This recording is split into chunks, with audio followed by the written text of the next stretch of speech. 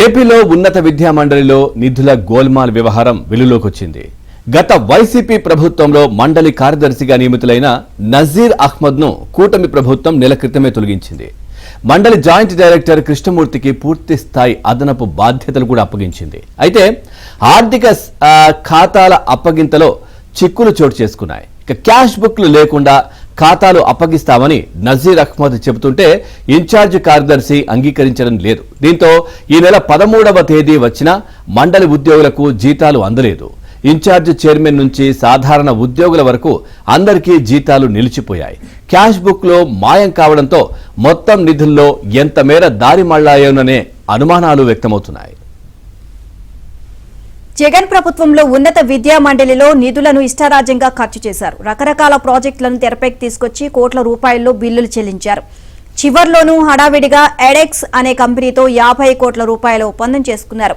గత ప్రభుత్వంలో మండలి చైర్మన్ గా ఉన్న కె మహేందర్ రెడ్డి జేఎన్టీయూ అనంతపురం నుంచి ఓ మహిళా అధికారిని తీసుకొచ్చి ఆర్థిక ఖాతాలు ఆమె చేతిలో పెట్టారు. ఇక అప్పటి నుంచి క్యాష్ బుక్లు రాసే సంస్కృతికి మంగళం పాడారు. నిబంధనల ప్రకారం మండలికి ఎంత ఆదాయం వచ్చింది, ఎంత ఖర్చు చేశారు, ఎంత నిల్వ ఉంది అనే లెక్కలు క్యాష్ బుక్ లో రాయాలి. ప్రతి ఖర్చు అనంతరం ఎంత బ్యాలెన్స్ ఉందో పేర్కొనాలి. గత 2.5 ఏళ్లుగా మండలిలో క్యాష్ బుక్లు లేకుండానే కోట్ల రూపాయలు ఖర్చు చేశారు.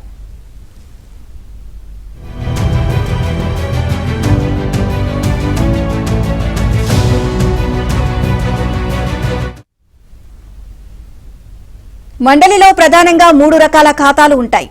ఈఏపీ సెట్, ఈ సెట్, ఎడ్ సెట్ లాంటి సెట్ల నిర్వహణ, మండలి ఖర్చుల నిర్వహణ, కాలేజీల నుంచి వచ్చే ఫీజుల నిర్వహణకు వేర్వేరుగా ఖాతాలు నిర్వహిస్తారు.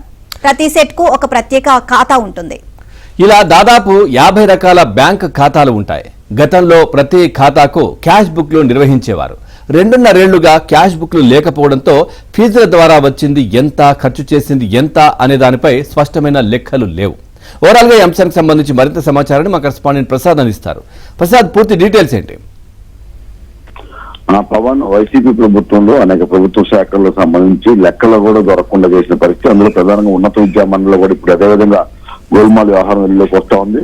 గత 2 ఏళ్ళుగా కూడా క్యాష్ బుక్ కూడా పూర్తిగా మాయం చేసి ఆదాయ వ్యయాలకు సంబంధించిన లెక్కలే ఎక్కడా బయటికి రాకుండా పూర్తిగా దాచివేయడం జరిగింది. చివరికి అధికారులు మారినా కూడా వారికి పూర్తిగా లెక్కలు అప్పచెప్పాల్సి ఉన్నప్పటికీ కూడా ఏమాత్రం పట్టించుకోకపోవడం, ఖాళీ ఖాతాలు అప్పచెప్పడం వైనంతో కూడా పెద్ద ఎత్తున చర్చ నడుస్తా ఉంది. వైసీపీ ప్రభుత్వం ఉన్నత విద్యా మండలిలో ఇష్టానుసారంగా పదవులు కట్టబెట్టడంతో పాటు ఎం చంద్రారెడ్డిని చైర్మన్ నియమించిన తర్వాత ఆయనకు ఎవరైతే అనుకూలంగా ఉంటారో వారిని ప్రత్యేకంగా నియమించడం, అందులో మహిళా అధికారిని కూడా నియమించుకుని మొత్తం ఆర్థిక వ్యవహారాలు మొత్తం కూడా ఆమెకు అప్పచెప్పినట్టు కూడా తెలుస్తా ఉంది.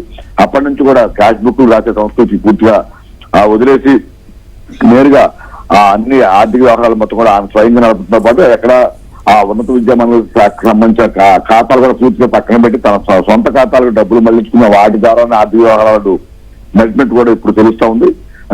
దాదాపు 2 ఏళ్లుగా ఇదే తంతు తెలిసినా కూడా ఎక్కడ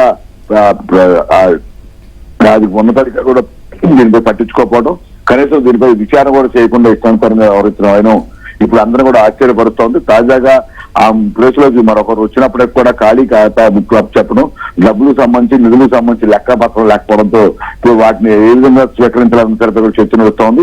ఈ పరిణామాల నేపథ్యంలో ఇప్పుడు సిబ్బందికి కూడా జీతాలు లేకపోవడం, ఈ 2 ఏళ్ళు దాదాపు 150 కోట్ల రూపాయలు మాయం చేసినట్టు కూడా ఆరోపణలు వ్యక్తమవుతున్నాయి.